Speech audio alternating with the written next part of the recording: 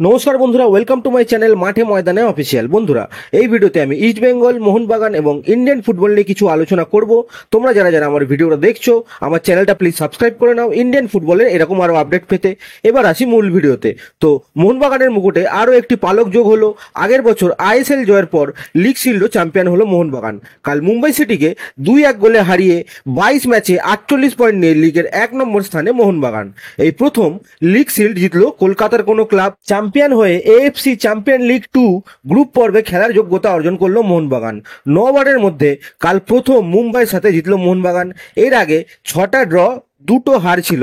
কাল মোক্ষম সময় সেই রেকর্ড ভাঙলো। চলতি বছরে মোটামুটি সব ট্রফি বাংলাতে আসলো। এর আগে ইস্টবেঙ্গল সুপার কাপ জিতেছে, মোহামেডান আই লিগ জিতেছে, বাকি ছিল শুধু মোহনবাগান।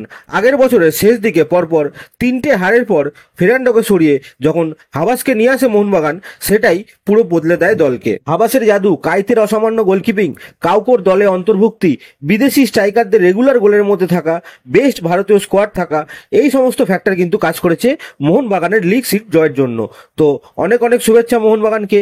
এরপর আসি ইস্ট বেঙ্গলের কথায়। তো ইস্ট বেঙ্গল তাদের আরএফডিএল এর ম্যাচগুলো খেলছে দিল্লিতে, যেখানে কাল একটা ছবি কিন্তু ভাইরাল হয়, যেখানে দেখা যায় প্লেয়ারদের একটা পাবলিক টয়লেট দেওয়া হয় ড্রেসিং রুম হিসেবে ব্যবহার করার জন্য। ভারতীয় ফুটবলের বড় বড় আধিকারিকরা মুখে বড় বড় বুলি আওড়ান মিশন 2047 বলে, যেখানে ভারত নাকি 2047 সালের মধ্যে ফুটবল ওয়ার্ল্ড কাপ খেলবে। সেই লক্ষ্যে নাকি ফেডারেশন এগাচ্ছে, তার কোনো প্রমাণিত আমরা বাস্তবে দেখতে পাই না। ইস্টবেঙ্গল দিল্লিতে যে মাঠগুলোতে খেলছে সেই মাঠগুলো পুরো খেলার অযোগ্য মাঠ। বেশিরভাগ জায়গায় কোনো ঘাস নেই, আনইভেন বাউন্স মাঠে, কোনো ফ্যান এসি থাকা তো দূরের কথা, প্লেয়ারদের ব্যবহার করার মতো কোনো চেঞ্জ রুম নেই, কোনো সেপারেট টয়লেট নেই। পাবলিক টয়লেটটাকেই ড্রেসিং রুম হিসেবে ব্যবহার করতে হচ্ছে এবং ম্যাচ শেষে কেবল 10 মিনিট দেওয়া হচ্ছে প্লেয়ারদের চেঞ্জ করার জন্য, এবং 10 মিনিটের মধ্যে চেঞ্জ করো তারপর বেরিয়ে যাও। একই অসাধারণ ব্যবস্থা রিলায়েন্স ফাউন্ডেশন ইউথ স্পোর্টসের এবং এআইএফএফ এর। এত বড় একটা টুর্নামেন্ট আয়োজন করেছে তারা, যাতে ভারতীয় ফুটবলের উন্নতি হয়। যেখানে উন্নতি তো দূরের কথা, ইস্টবেঙ্গলের প্রচুর প্লেয়ার চোট পেয়েছে মাঠের কারণে। ইস্টবেঙ্গলে আইএসএল এ খেলে এরকম কিন্তু অনেক প্লেয়ার খেলছে। এরকম একটা অব্যবস্থার কারণে কিন্তু তারা যদি চোট পেয়ে সিজনের বাইরে চলে যায়, তো এর দায় কে নেবে? তো ইমিডিয়েট রিলায়েন্স ফাউন্ডেশন ইউথ স্পোর্টসের এবং এফএসডিএল এর এই বিষয়টি দেখা উচিত। এরপর আসি ট্রান্সফার নিউজে। তো প্রথমেই বলি পিসি লালডিনপুইয়ার কথায়। তো জামশেদপুরের এই ডিফেন্ডারকে নিয়ে কিন্তু জোর লড়াইয়ে নেমে পড়লো চেন্নাই ও ইস্টবেঙ্গল। এই পিসি লালডিনপুইয়াকে অনেক দিন ধরেই ট্র্যাক করছিল ইস্টবেঙ্গল, এবং সেই মতো তার সাথে কথাবার্তাও চালাচ্ছিল ইস্টবেঙ্গল। অনেকটা নেগোসিয়েশন হওয়ার পর কিন্তু সেখানে চেন্নাইয়ের আবির্ভাব ঘটে এবং চেন্নাই তাকে বেশ বড় একটা অফার করে।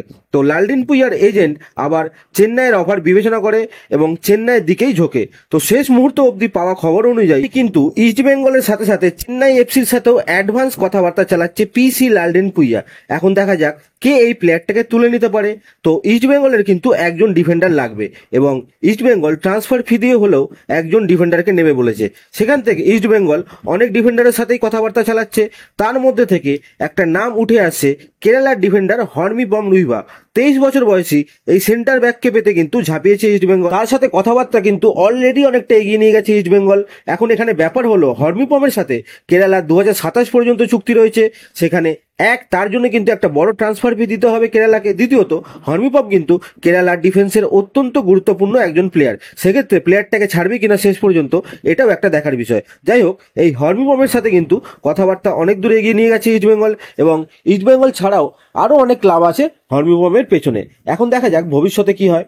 এরপর আসি সুহেল ভাটের ভাই সাহিল ভাটের কথায়। তো এই 14 বছর বয়সী ইয়াং প্লেয়ারটাকে কিন্তু সুদেবা দিল্লি থেকে সাইন করিয়ে নিল মোহনবাগান। এরপর আসি মার্কাস মার্গুলের কথায়। তো একজন সমর্থক মার্কাসকে জিজ্ঞেস করে ইস্টবেঙ্গলের ট্রান্সফার নিউজ সম্পর্কে। তো মার্কাস বলে নেক্সট উইক ইস্টবেঙ্গলের ট্রান্সফার নিউজে একটা বড় খবর আসবে। তো সমর্থকরা অপেক্ষা করুন, বড় খবর কিন্তু নেক্সট উইকে আসতে চলেছে। তো আজকের ভিডিওতে এতটুকুই, দেখা হচ্ছে আবার পরের ভিডিওতে। নমস্কার।